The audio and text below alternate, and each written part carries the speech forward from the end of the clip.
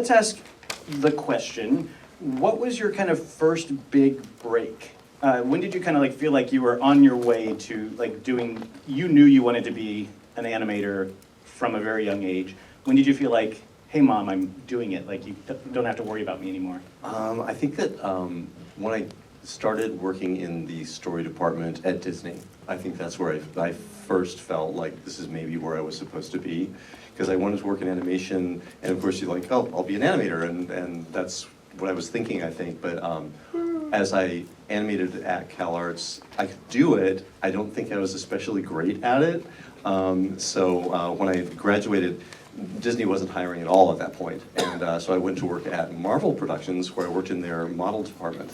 And then there was one opening at Disney, and I got a portfolio together, and I got in, but it was to the development department. And I don't think anybody at that point was really sure what development was. Like the guy who was running the department, who was a super nice guy, was, I think, pretty new to it. And I was new to it, so I think we were just trying to figure out what in the world this was.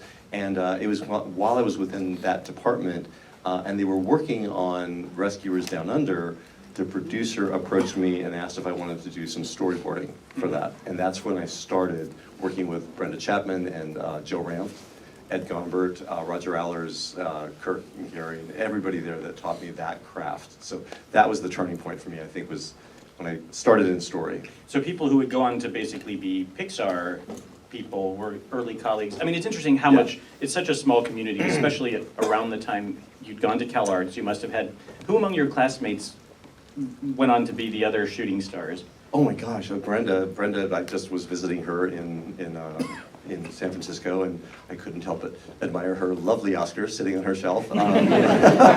You'll get one as well as many very more. soon. I mean, Kelly Asbury directed so many things. A lot of people I went to school with went on to direct and work in story. Joe Ranft, I think, could have directed, but he loved story. He thought story was his first best destiny, and he stayed in story. And I think no one, like taught me more than I think Joe.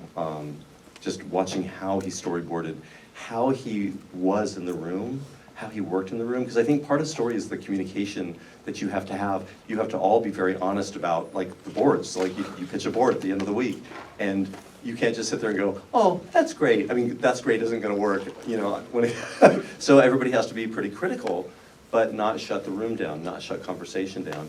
And if you really feel strongly about a story point, I learned how to argue for that story point. You have to make a case for it, a good solid case. It can't just be, well, I like that. Like, I want him to do this at this moment because it amuses me. You can't get away with that. So learning to negotiate a point, and if you can't defend it, having to let it go and work around